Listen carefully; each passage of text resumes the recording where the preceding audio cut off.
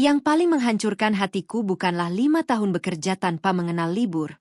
Bukan juga puluhan kali aku menahan rindu hanya dengan menatap foto anakku sebelum tidur. Yang benar-benar membuat dunia seolah runtuh adalah ketika anak yang selama ini menjadi alasan aku bertahan hidup menatapku tanpa sedikit pun rasa rindu. Jangan panggil aku anakmu. Suara itu pelan, tapi cukup untuk membuat kakiku lemas. Ibuku sudah lama pergi. Tas yang kubawa terlepas dari genggaman. Oleh-oleh yang selama berbulan-bulan kupilih satu persatu jatuh berserakan di lantai ruang tamu. Mobil-mobilan, sepatu baru, baju kesukaannya, semuanya tak lagi berarti. Aku hanya mampu menatap wajah anakku. Wajah yang selama 5 tahun hanya bisa kulihat lewat layar ponsel. Wajah yang setiap malam selalu kurindukan. Tapi hari itu, tatapannya kepadaku seperti sedang melihat orang asing. Kalau kalian berada di posisiku, apa yang akan kalian lakukan saat anak kandung sendiri menolak mengakui kalian sebagai ibu? Menurut kalian, siapa yang paling mungkin membuat anakku berubah seperti itu? Coba tuliskan pendapat kalian di kolom komentar, karena saat itu aku benar-benar tidak tahu harus menyalahkan siapa. Namaku Rani. 5 tahun yang lalu, aku meninggalkan rumah bukan karena ingin mengejar mimpi atau mencari kehidupan mewah. Aku pergi karena keadaan memaksaku. Suamiku saat itu baru saja kehilangan pekerjaan. Tabungan kami habis sedikit demi sedikit untuk biaya hidup. Tagihan sekolah mulai menumpuk. Susu anak kami seringkali harus dibeli dengan cara berutang di warung. Aku masih ingat malam ketika kami menghitung sisa uang di atas tikar ruang tamu. Jumlahnya bahkan tidak cukup untuk bertahan sampai akhir bulan. Aku saja yang berangkat, kataku pelan sambil menggenggam tangan suamiku. Dia langsung menggeleng. Jangan. Aku yang cari kerja lagi. Aku tahu kamu sudah berusaha. Aku nggak mau kamu jauh dari Raka. Aku tersenyum, meski dadaku terasa sesak. Kalau tidak ada yang berkorban sekarang, nanti Raka yang ikut menanggung akibatnya. Suamiku menundukkan kepala. Aku tahu harga dirinya sedang terluka. Sebagai seorang ayah, tentu bukan hal mudah menerima kenyataan bahwa istrinya harus pergi mencari nafkah. Malam itu kami menangis bersama. Bukan karena ingin berpisah, melainkan karena kami merasa tidak punya pilihan lain. Sebelum benar-benar berangkat, aku memeluk Raka yang saat itu masih berusia 5 tahun. Tangannya yang kecil melingkari leherku. Ibu pergi kemana? Ibu kerja dulu, sayang. Jauh? Iya. Lama? Aku tidak sanggup menjawab. Aku hanya mencium keningnya berkali-kali. Nanti kalau ibu pulang, ibu bawakan banyak hadiah. Dia tersenyum polos. Aku nggak mau hadiah. Lalu mau apa? Aku maunya ibu cepat pulang. Kalimat sederhana itu terus terngiang di kepalaku selama bertahun-tahun. Di bandara, aku masih bisa melihat Raka melambaikan tangan sambil menangis digendong ayahnya. Aku ikut menangis sepanjang perjalanan. Saat pesawat mulai lepas landas, aku menempelkan kepala ke jendela. Dalam hati aku berjanji. Aku akan bekerja sekeras mungkin. Aku akan mengumpulkan uang sebanyak mungkin. Lalu pulang. Pulang sebagai ibu yang bisa memberikan kehidupan yang lebih baik untuk anaknya. Aku benar-benar percaya. Semua pengorbanan itu suatu hari akan dibayar dengan satu pelukan dari anakku. Aku sama sekali tidak pernah membayangkan. Pelukan yang selama 5 tahun kurindukan justru berubah menjadi penolakan yang menghancurkan seluruh hidupku. Hari-hariku setelah itu berjalan hampir tanpa jeda. Pagi belum benar-benar datang ketika aku sudah mulai bekerja. Malam sudah larut saat aku baru bisa merebahkan badan. Setiap tetes keringat selalu kuingat sebagai harga yang harus kubayar demi satu tujuan. Raka. Setiap menerima gaji, aku hampir tidak pernah menyisakan uang untuk diriku sendiri. Sebagian besar langsung kukirim ke rekening suamiku. Aku selalu menuliskan pesan yang sama. Pakai untuk kebutuhan Raka. Kalau ada lebih, simpan buat sekolahnya. Aku di sini masih cukup. Padahal kenyataannya tidak selalu begitu. Berkali-kali aku memilih makan mie instan agar bisa mengirim uang lebih banyak. Baju kerjaku mulai pudar karena kupakai bertahun-tahun. Sepatu yang kupakai bahkan pernah robek di bagian bawah. Temanku berkali-kali menyuruhku membeli yang baru. Aku hanya tersenyum. Nanti saja. Yang penting anakku di rumah jangan sampai kekurangan. Setiap malam sebelum tidur, aku selalu menunggu satu hal. Video call. Itulah satu-satunya cara agar rasa rinduku sedikit berkurang. Awalnya semuanya terasa indah. Begitu layar ponsel menyala, Raka langsung berteriak kegirangan. Ibu, aku hari ini dapat nilai bagus. Ibu lihat, aku sudah bisa naik sepeda. Dia bercerita tanpa henti. Aku hanya mendengarkan sambil tersenyum. Kadang tanpa sadar air mataku jatuh sendiri. Aku ingin sekali memeluknya. Aku ingin mengacak rambutnya. Aku ingin mengantarnya tidur seperti dulu. Tapi yang bisa kulakukan hanya menempelkan telapak tanganku ke layar ponsel. Seolah-olah dengan begitu aku benar-benar sedang menyentuh pipinya. Waktu terus berjalan. Raka semakin besar. Dan perlahan, percakapan kami mulai berubah. Durasi video call yang biasanya hampir 1 jam menjadi 30 menit. Lalu 15 menit. Lalu hanya beberapa menit. Ibu, Raka mau main dulu. Ibu, nanti saja ya. Ibu, Raka ngantuk.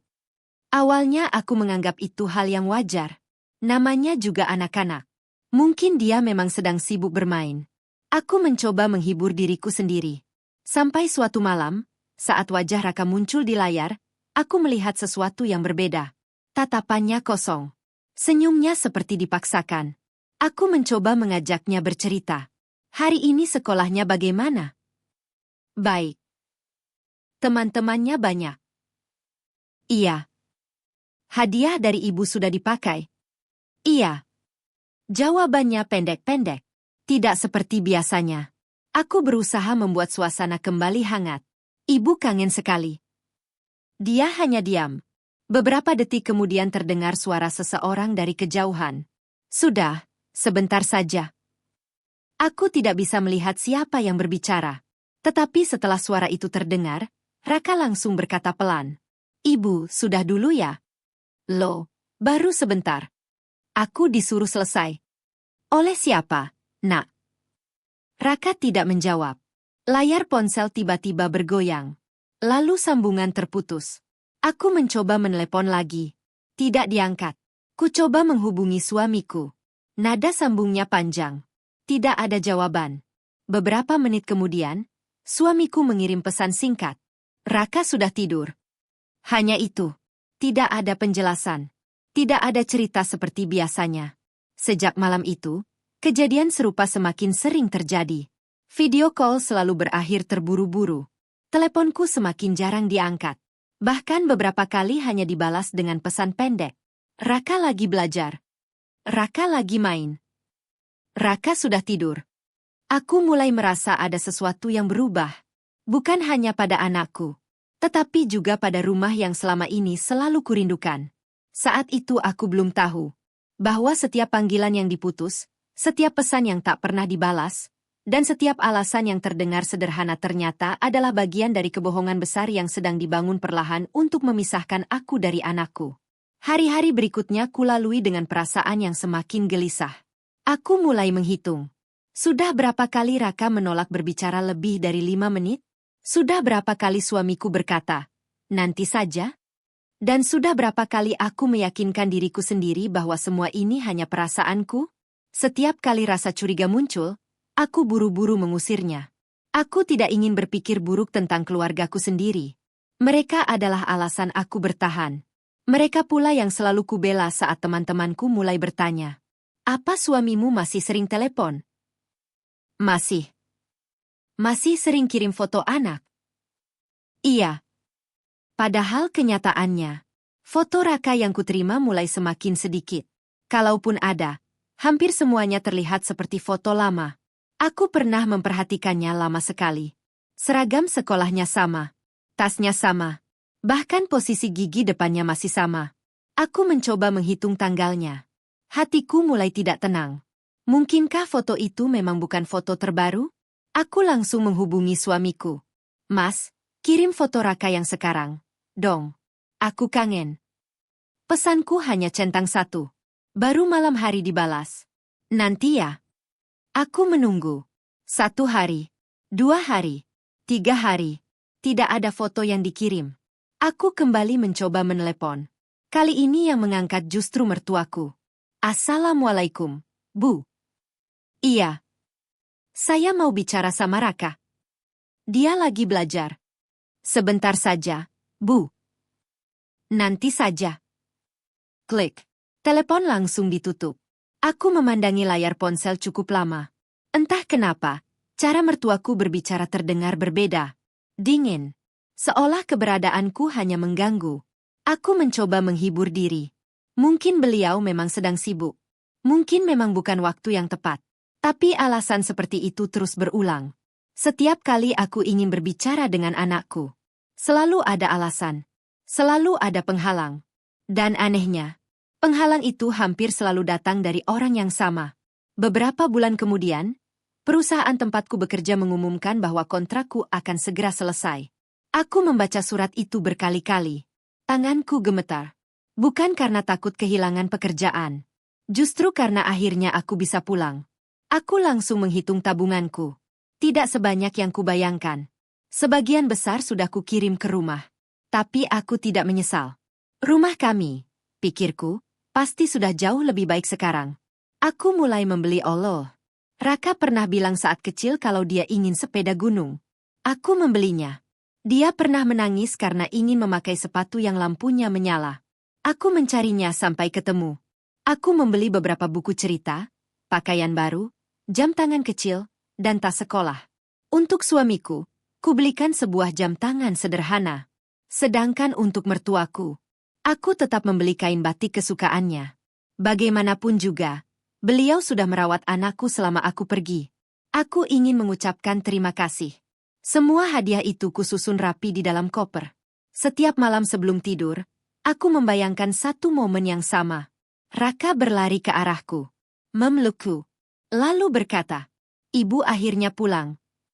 Aku bahkan sering menangis sendiri hanya karena membayangkan kalimat itu. Aku tidak sadar, selama aku sibuk menyiapkan kejutan untuk mereka. Di rumah, seseorang justru sedang menyiapkan kejutan yang akan menghancurkan seluruh harapanku. Hari kepulanganku akhirnya tiba. Begitu pesawat mendarat, jantungku berdegup jauh lebih cepat daripada saat pertama kali aku berangkat 5 tahun lalu. Kali ini aku tidak sedang meninggalkan keluarga. Aku sedang kembali kepada mereka. Aku menarik koper keluar bandara sambil terus tersenyum. Dalam pikiranku hanya ada satu tujuan. Pulang. Pulang untuk memeluk anakku. Tanpa pernah kusangka, beberapa menit lagi, hidupku akan berubah untuk selamanya. Begitu keluar dari bandara, aku langsung menarik napas panjang.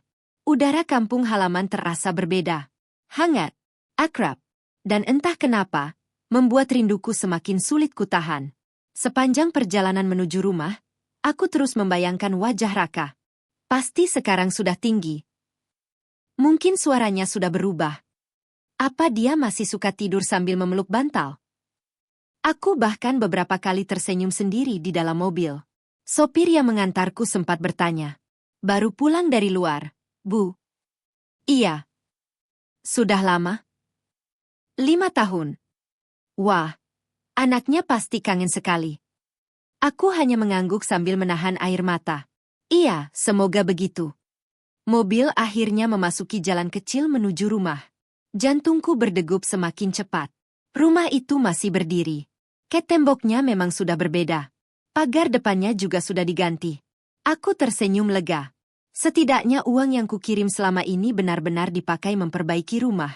Aku turun dari mobil. Belum sempat melangkah jauh, pintu rumah terbuka. Suamiku keluar. Tatapan kami bertemu. Aku menunggu. Kupikir dia akan berlari memelukku. Atau setidaknya tersenyum bahagia. Namun yang kulihat justru wajah yang sulit kubaca. Dia hanya berdiri. Diam. Seolah tidak tahu harus melakukan apa. "Mas." Sapaku pelan. "Iya." Jawabannya singkat. "Aku pulang." "Iya, aku tahu." Hanya itu. Tidak ada pelukan. Tidak ada air mata. Tidak ada ucapan rindu. Suasana yang kubayangkan selama 5 tahun hilang begitu saja dalam hitungan detik. Aku mencoba mengabaikan perasaan aneh itu. Mungkin dia hanya gugup. Mungkin kami sama-sama butuh waktu. Aku melangkah masuk ke halaman rumah. Mataku langsung mencari satu orang. "Raka mana?" Suamiku menoleh ke dalam rumah. "Raka?" Beberapa detik kemudian, seorang anak laki-laki keluar dari balik pintu. Tubuhnya jauh lebih tinggi daripada yang terakhir kulihat. Wajahnya semakin mirip ayahnya. Tapi matanya, aku masih mengenal mata itu. Mataku langsung berkaca-kaca. Tanpa sadar aku membuka kedua tangan. Raka, sini, nak. Aku yakin dia akan berlari. Aku yakin dia akan memelukku. Aku yakin semua rasa rinduku akan terbayar hari itu. Namun keyakinanku hancur dalam sekejap. Raka berhenti beberapa langkah di depanku. Dia tidak mendekat, tidak tersenyum, tidak menangis. Dia hanya memandangku dengan tatapan asing. Aku mencoba tersenyum lebih lebar. Ibu pulang. Tidak ada jawaban. Aku memberanikan diri melangkah mendekatinya. Baru satu langkah. Dia justru mundur. Refleks. Seolah takut aku menyentuhnya. Dadaku mulai terasa sesak. Raka, ini ibu. Kalimatku belum selesai. Dia lebih dulu berkata dengan suara pelan. Jangan dekat-dekat. Aku membeku. Aku. Kata nenek. Dia berhenti bicara. Menoleh ke arah ruang tengah. Di sana berdiri mertuaku.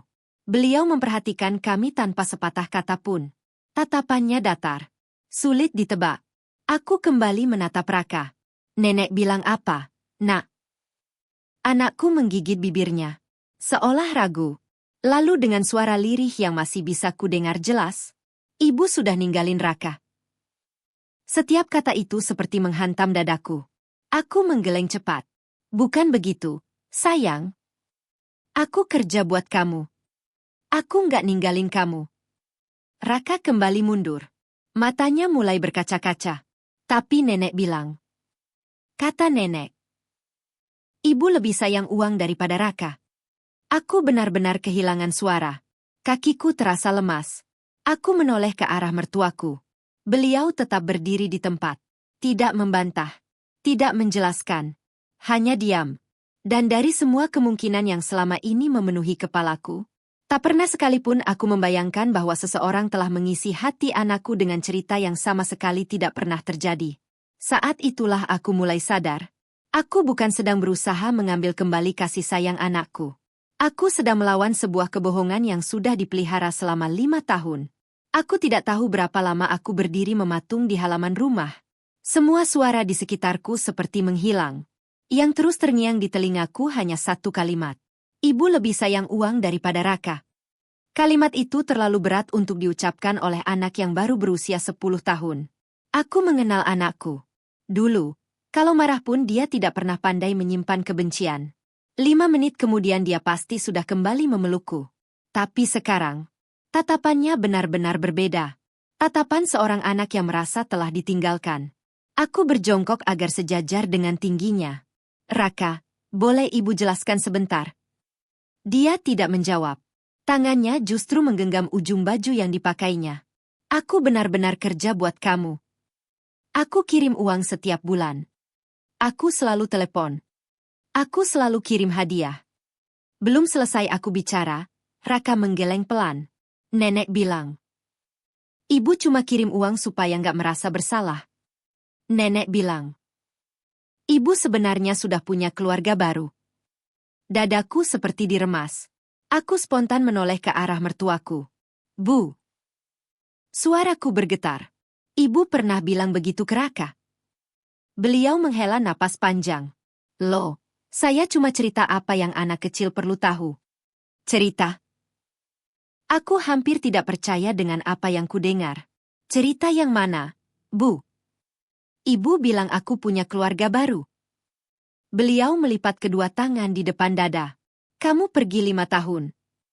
Anak sekecil itu butuh penjelasan. Kalau tidak begitu, dia akan terus menangis mencari kamu. Tapi bukan berarti ibu boleh membohonginya. Beliau mengangkat bahu. Memangnya salah? Kamu memang pergi. Kamu memang memilih kerja. Aku menggigit bibirku sekuat mungkin.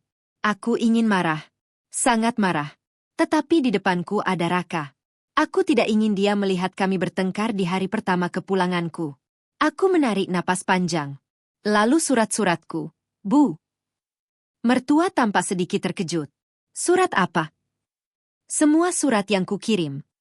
Yang selalu kutitipkan bersama paket. Beliau langsung menggeleng. Nggak tahu. Aku menoleh ke arah suamiku. Mas, kamu terima, kan?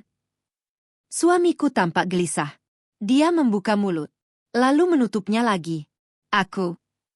Belum sempat dia melanjutkan, mertuaku lebih dulu menyela. Sudahlah. Capek baru datang kok malah ribut. Ajak anaknya masuk dulu. Nada bicaranya terdengar biasa. Terlalu biasa. Seolah semua yang baru saja terjadi bukan sesuatu yang penting. Aku akhirnya masuk ke dalam rumah. Rumah yang selama 5 tahun kubiayai.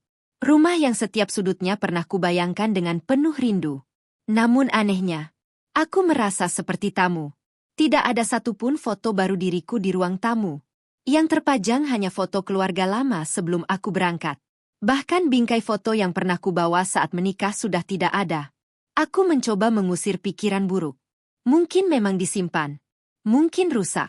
Aku terus mencari alasan agar tidak semakin curiga. Sampai mataku berhenti pada sebuah lemari kecil di dekat televisi. Di atasnya ada figura berisi foto Raka saat ulang tahun. Di sampingnya berdiri seorang perempuan yang tidak kukenal. Perempuan itu sedang memeluk bahu anakku sambil tersenyum lebar. Aku memandangi foto itu beberapa detik. Mas. Aku memanggil pelan. Ini siapa?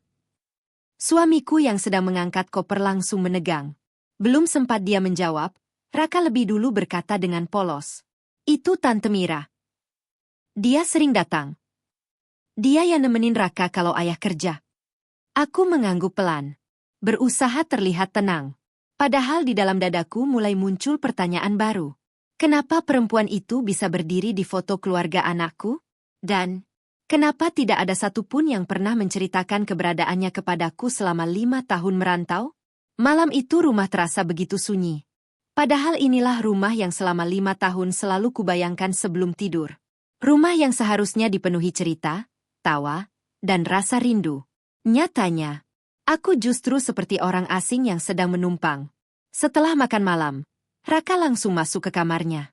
Dia tidak duduk di sampingku. Tidak bercerita tentang sekolahnya. Bahkan tidak sekalipun bertanya bagaimana pekerjaanku selama ini. Semua yang dulu sering kulihat saat video call seolah menghilang. Aku membereskan piring di dapur.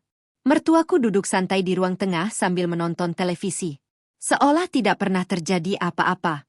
Aku memberanikan diri mendekati suamiku yang sedang duduk di teras. Mas. Iya. Aku mau tanya sesuatu. Dia hanya mengangguk pelan. Siapa Tante Mira? Suamiku langsung terdiam. Tatapannya mengarah ke halaman. Bukan kepadaku. Cuma tetangga. Kalau cuma tetangga, kenapa fotonya ada di rumah kita? Dia menarik napas panjang. Waktu kamu di luar negeri, dia sering bantu ibu. Bantu apa? Kadang antar Raka sekolah. Kadang masak. Kadang nemenin ibu kalau lagi sakit. Aku masih mencoba berpikir positif. Kalau memang hanya membantu, mungkin aku memang tidak perlu curiga. Tapi ada satu hal yang terus mengganggu pikiranku. Kenapa aku tidak pernah tahu? Suamiku tidak langsung menjawab. Kamu kan lagi kerja. Itu bukan alasan. Mas bisa cerita. Bisa kirim foto. Bisa bilang kalau ada orang yang sering dekat sama anak kita. Dia kembali diam. Diam yang terlalu lama. Diam yang justru membuat rasa curigaku semakin besar. Aku menatap wajahnya. Mas, ada yang Mas sembunyikan? Dia buru-buru menggeleng. Enggak. Tapi kenapa aku merasa semua orang di rumah ini seperti menyimpan sesuatu dariku? Belum sempat dia menjawab, mertuaku memanggil dari dalam. Arif, bantu ibu angkat galon. Suamiku langsung berdiri. Nanti kita lanjut ngobrol. Dia pergi begitu saja, meninggalkanku dengan semakin banyak pertanyaan. Malam semakin larut. Aku masuk ke kamar yang dulu menjadi kamar kami. Lemarinya sudah berubah. Susunannya berbeda. Beberapa pakaianku bahkan sudah tidak ada. Aku membuka laci meja kecil di samping tempat tidur. Kosong. Padahal dulu aku selalu menyimpan album foto keluarga di sana. Aku membuka lemari bagian atas. Tetap tidak ada. Anehnya, yang kutemukan justru sebuah kotak kardus berdebu di sudut lemari. Kotak itu terlihat seperti sudah lama tidak dibuka. Aku mengangkatnya perlahan. Begitu tutupnya kubuka, napasku langsung tertahan. Di dalamnya ada puluhan amplop. Sebagian masih tertutup rapat. Sebagian lagi sudah menguning karena usia. Tanganku mulai gemetar saat melihat tulisan di sudut amplop. Nama pengirimnya. Namaku sendiri. Aku langsung mengenali tulisan tanganku. Itu surat-surat yang setiap bulan selalu kutulis untuk Raka. Surat yang selama ini kukira sudah dibaca olehnya. Surat yang selalu kututup dengan kalimat yang sama. Ibu sayang Raka. Tunggu ibu pulang. Satu persatu amplop itu masih tersegel. Belum pernah dibuka. Air mataku langsung jatuh. Berarti, selama 5 tahun, anakku tidak pernah membaca satupun surat yang kutulis. Tanganku semakin gemetar saat kulihat di dasar kotak masih ada beberapa paket kecil yang kubungkus sendiri sebelum kukirim dari tempat kerja. Mainan, buku cerita, jam tangan kecil. Semuanya masih utuh. Belum pernah disentuh. Saat aku masih terpaku menatap isi kotak itu, terdengar suara langkah kaki mendekat ke arah kamar. Aku buru-buru menghapus air mata. Pintu perlahan terbuka. Dan orang pertama yang kulihat berdiri di ambang pintu adalah mertuaku. Tatapannya langsung tertuju pada kotak yang sedang kubuka. Wajahnya yang semula tenang seketika berubah pucat. Mertuaku berdiri mematung di depan pintu. Tatapannya tidak lagi tertuju kepadaku, melainkan pada kotak kardus yang masih terbuka di atas tempat tidur. Untuk beberapa detik, tidak ada satupun dari kami yang berbicara. Aku mengangkat salah satu amplop yang masih tersegel. Bu! Suaraku bergetar. Kenapa semua surat ini ada di sini? Beliau masih diam. Aku mengangkat amplop lain. Lalu satu lagi. Semuanya masih utuh. Tidak ada bekas dibuka. Tidak ada lipatan. Tidak ada tanda pernah disentuh. Ini surat buat Raka. Semuanya aku tulis sendiri. Kenapa tidak pernah sampai ke anakku? Mertuaku menghela napas pelan. Buat apa dia baca? Aku mengernyit. Maksud ibu? Dia masih kecil. Kalau dia baca suratmu terus, dia akan semakin susah melupakanmu. Aku benar-benar tidak percaya. Melupakan? Iya. Anak kecil harus belajar menerima kenyataan. Aku menggenggam amplop itu semakin erat. Kenyataan apa, Bu? Kenyataan kalau ibunya memilih kerja. Aku langsung berdiri. Bukan memilih kerja. Aku terpaksa bekerja. Semua ini demi keluarga. Demi Raka. Nada suaraku mulai meninggi. Untuk pertama kalinya sejak pulang, aku tidak lagi mampu menahan emosiku. Ibu tahu kenapa aku pergi. Ibu tahu keadaan kami waktu itu. Tapi kenapa ibu tega melakukan ini? Beliau menatapku tanpa rasa bersalah. Aku membesarkan Raka. Aku yang menemaninya waktu demam. Aku yang mengajarinya membaca. Aku yang mendengar dia menangis setiap malam. Lalu kamu datang begitu saja dan ingin semuanya kembali seperti dulu. Air mataku kembali jatuh. Aku tidak pernah ingin menggantikan siapapun. Aku hanya ingin tetap menjadi ibunya. Tapi ibu mengambil hak itu.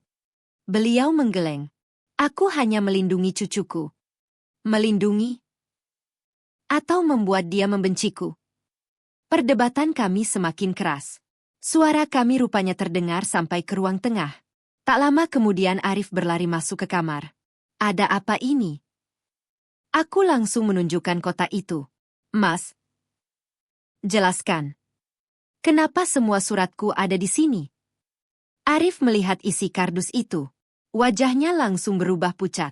Dia mengenali semua amplop itu. Dia tahu persis dari mana asalnya. Aku menatapnya lekat-lekat. Mas, kamu tahu semua ini? Dia menelan ludah. Tangannya mengepal pelan. Aku. Katakan yang sebenarnya. Dia memejamkan mata beberapa detik. Seolah sedang mengumpulkan keberanian. Aku memang pernah lihat surat-surat itu. Jantungku seperti berhenti berdetak. Kamu tahu? Iya. Terus kenapa kamu diam? Arif menundukkan kepala. Karena setiap kali aku mau memberikan surat itu ke Raka, ibu selalu bilang nanti saja. Nanti kalau Raka sudah besar. Nanti kalau keadaan sudah tenang. Aku percaya. Sampai akhirnya suratnya semakin banyak. Aku mundur selangkah. Dadaku terasa sesak. Jadi, selama 5 tahun, kalian membiarkan anakku berpikir kalau aku melupakannya. Arif tidak sanggup menatapku. Aku salah. Aku terlalu sering mengalah. Aku pikir semuanya akan membaik sendiri. Aku tertawa lirih. Tawa yang bahkan terdengar asing di telingaku sendiri. Membaik. Kamu menyebut ini membaik. Anakku menolak mengakuiku sebagai ibu. Dia percaya aku meninggalkannya. Dan kamu hanya diam. Arif menutup wajahnya dengan kedua tangan. Air matanya mulai jatuh. Aku takut. Aku takut rumah ini terus ribut. Aku takut harus memilih antara kamu dan ibu. Aku menggeleng pelan. Dan karena ketakutanmu, anakku kehilangan ibunya. Suasana kembali sunyi. Tidak ada yang berani berbicara. Sampai tiba-tiba terdengar suara pelan dari balik pintu. Ibu. Aku menoleh dengan cepat. Raka berdiri di sana. Entah sejak kapan. Wajahnya penuh kebingungan. Di tangannya, ada satu amplop yang baru saja diambil dari dalam kotak. Amplop itu masih tertutup rapat. Perlahan ia melihat ke arahku, lalu ke arah ayah dan neneknya. Dengan suara lirih yang membuat jantungku kembali berdegup kencang, ia bertanya, "Kalau ibu benar-benar nulis semua surat ini buat Raka, kenapa baru sekarang Raka melihatnya?" Tidak ada seorang pun yang langsung menjawab pertanyaan Raka. Anakku masih berdiri di ambang pintu sambil memegang amplop itu erat-erat. Tatapannya berpindah dari wajahku ke wajah ayahnya, lalu ke neneknya. Seolah sedang mencari siapa yang berani mengatakan kebenaran. Aku mengusap air mata yang sejak tadi tidak berhenti mengalir. Itu memang surat dari ibu, Nak. Ibu selalu kirim satu surat setiap bulan. Bahkan kadang 2. Aku sengaja menulisnya sendiri setiap selesai bekerja. Aku ingin kamu tahu kalau tidak ada satu hari pun ibu berhenti memikirkanmu. Raka menatap amplop di tangannya. Jari-jarinya yang kecil mulai membuka perekat yang sudah menguning karena usia. Ruangan itu begitu sunyi. Yang terdengar hanya suara sobekan kertas. Tangannya mengeluarkan selembar surat yang sudah mulai kusam. Aku langsung mengenalinya. Itu surat pertama yang kutulis seminggu setelah aku mulai bekerja. Tulisan tanganku masih sangat rapi. Tintanya sedikit memudar. Raka mulai membacanya pelan. Untuk Raka, anak ibu yang paling hebat. Suaranya mulai bergetar. Maaf karena ibu belum bisa menemani kamu tidur malam ini. Ia berhenti sejenak. Menelan ludah. Ibu pergi bukan karena tidak sayang. Justru karena ibu sangat sayang sama Raka. Air mata mulai jatuh ke atas kertas itu. Ia kembali membaca. Kalau suatu hari Raka merasa kesepian, peluk bantal yang biasa kita pakai. Anggap saja itu pelukan ibu sampai ibu pulang. Aku menutup mulutku dengan kedua tangan. Kalimat itu kutulis sambil menangis di kamar sempit tempatku tinggal dulu. Aku masih ingat malam itu. Aku menulis surat itu sampai 3 kali karena setiap lembar selalu basah oleh air mata. Raka melanjutkan membaca. Ibu janji akan pulang. Ibu janji tidak akan meninggalkan Raka selamanya. Tunggu ibu, ya. Tangisnya pecah. Untuk pertama kalinya sejak aku pulang, aku melihat anakku menangis bukan karena marah, melainkan karena kebingungan. Dia mengangkat wajahnya. Matanya merah. Kalau ibu nulis ini, kenapa Raka nggak pernah baca? Tidak ada jawaban. Raka menoleh kepada ayahnya. Ayah. Ayah tahu surat ini? Arif menutup wajahnya. Iya. Jawabannya hampir tidak terdengar. Ayah tahu. Terus kenapa ayah nggak kasih ke Raka? Arif tidak mampu menjawab. Bahu laki-laki yang selama ini berusaha terlihat kuat itu mulai bergetar. Ayah salah. Cuma itu yang bisa ayah bilang. Raka lalu memandang neneknya. Nek. Nenek tahu juga. Mertuaku masih berdiri tanpa bergerak. Beberapa saat kemudian beliau mengangguk pelan. Iya. Kenapa, Nek? Kenapa nenek simpan semua? Mertuaku menarik napas panjang.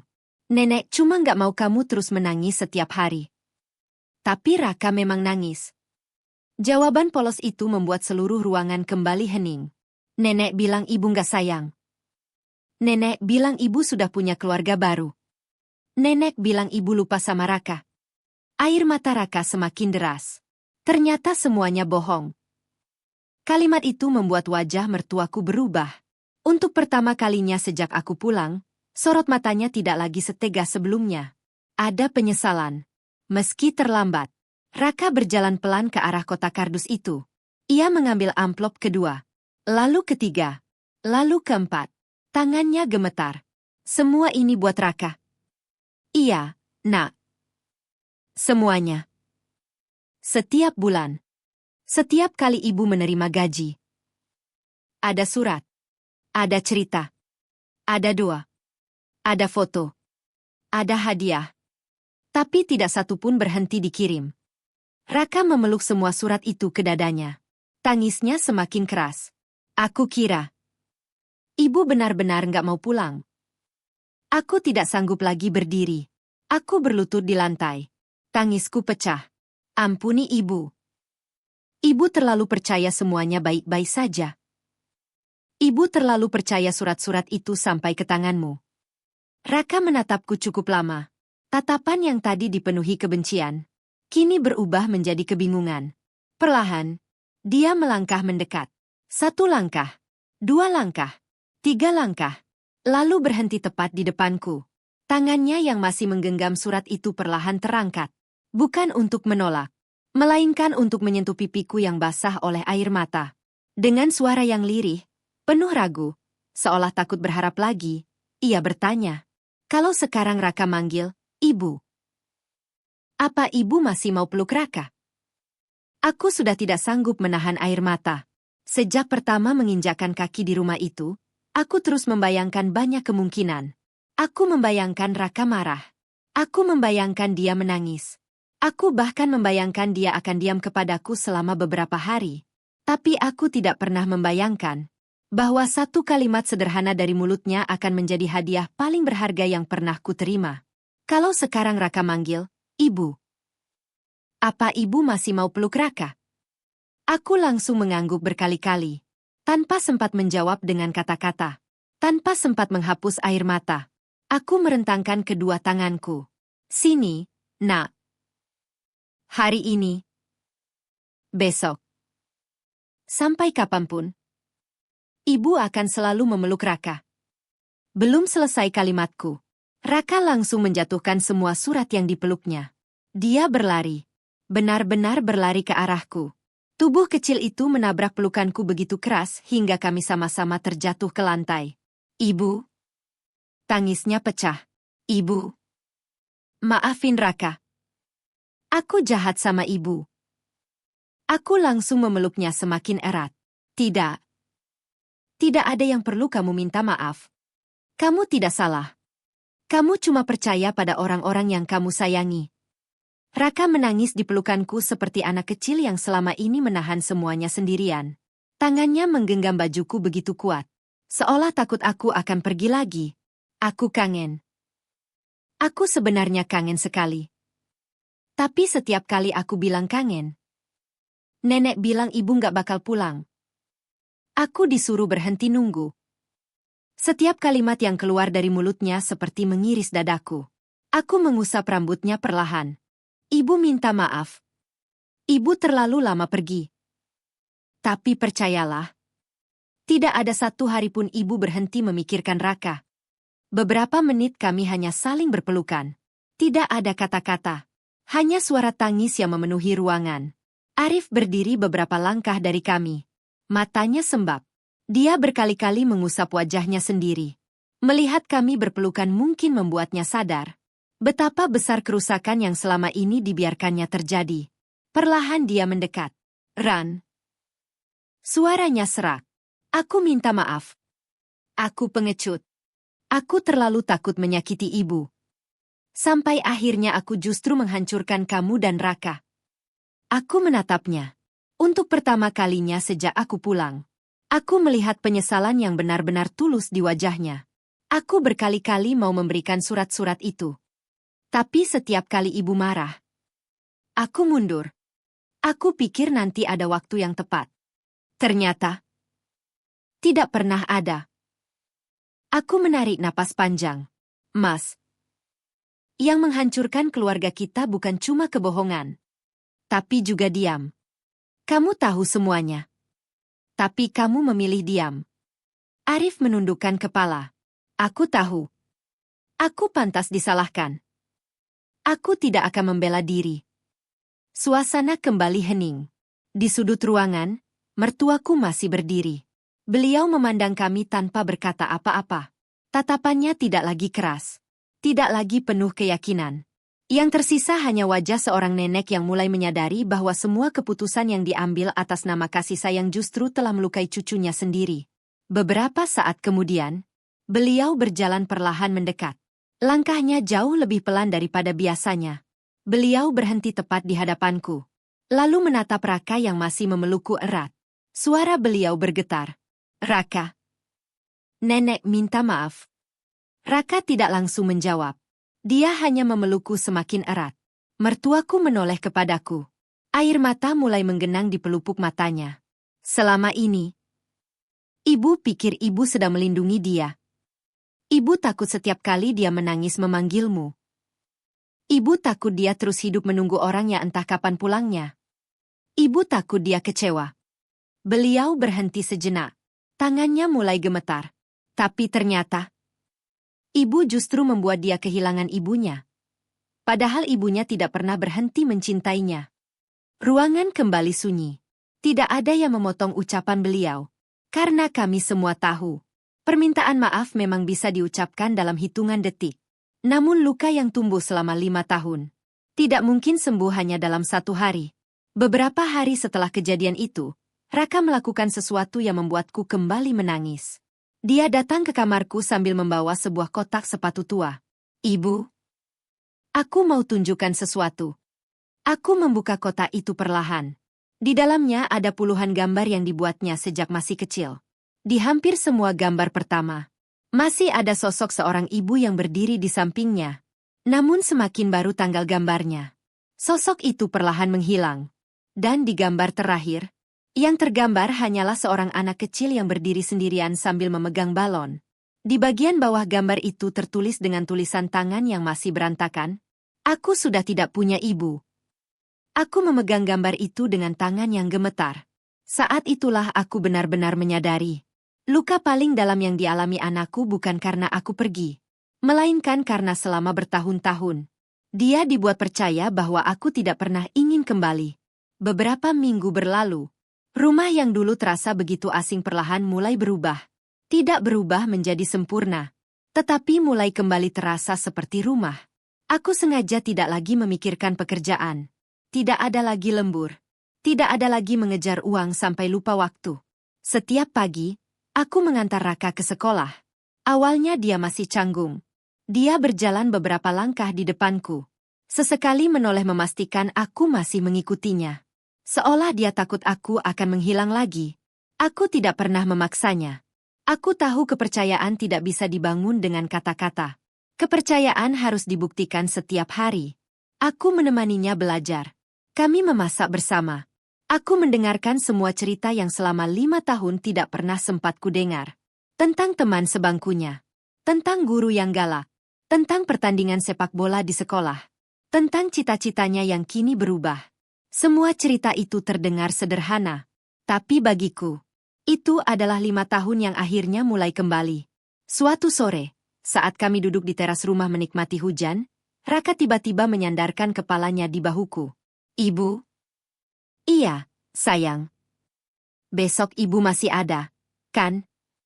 Aku langsung menggenggam tangannya. Iya. Lusa juga? Iya. Tahun depan. Aku tersenyum sambil menahan air mata. Selama Allah masih memberi kesempatan, ibu akan ada di samping Raka.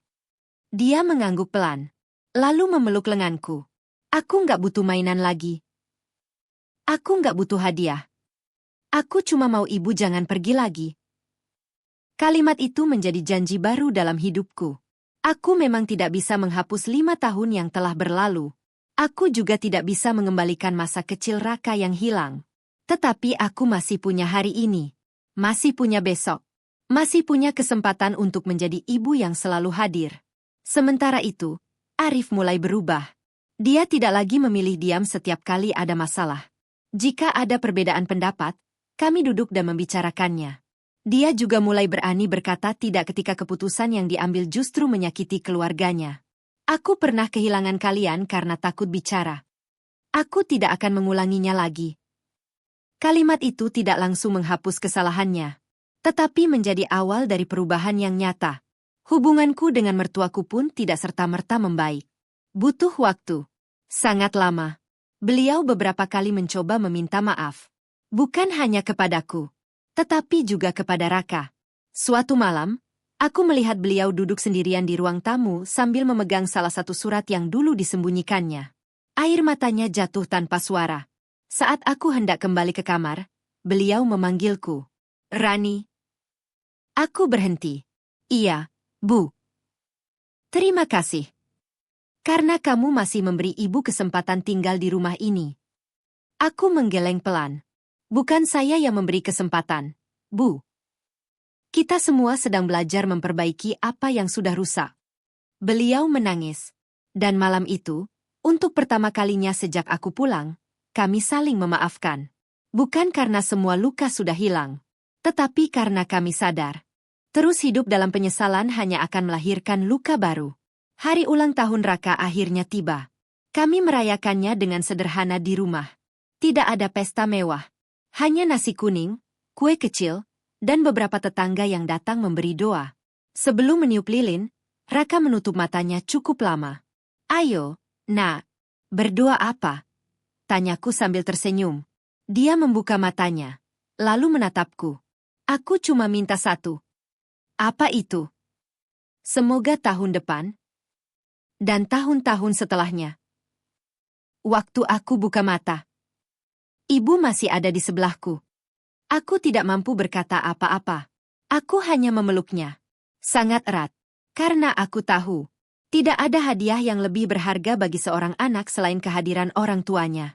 Dan tidak ada penyesalan yang lebih menyakitkan bagi seorang ibu selain kehilangan waktu bersama anaknya.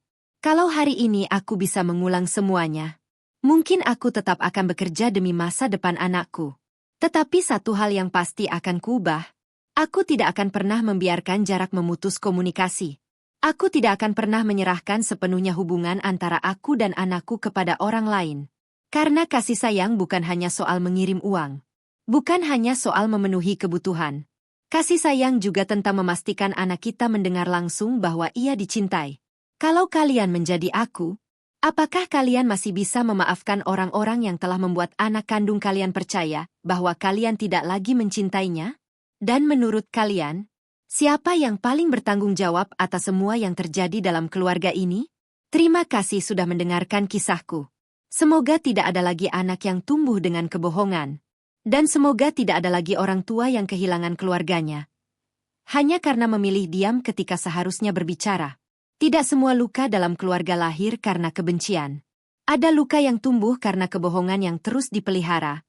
Dan ada juga yang semakin dalam karena orang-orang yang mengetahui kebenaran memilih diam.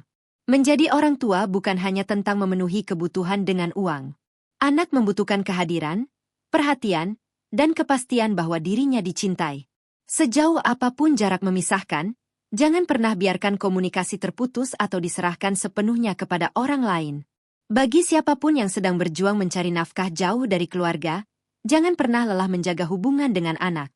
Dengarkan suaranya, yakinkan bahwa kalian selalu mencintainya, dan pastikan setiap pesan kasih benar-benar sampai kepadanya. Bagi pasangan, jangan biarkan rasa takut membuat kita memilih diam. Diam terhadap kebohongan bukanlah jalan damai, tetapi awal dari kehancuran yang perlahan menghancurkan kepercayaan dalam keluarga. Dan bagi orang tua maupun mertua, jangan pernah menggunakan anak sebagai pelampiasan, pelindung ego, atau alat untuk mempertahankan kedekatan. Anak berhak tumbuh dengan kebenaran, bukan dengan cerita yang membuatnya membenci orang yang paling mencintainya.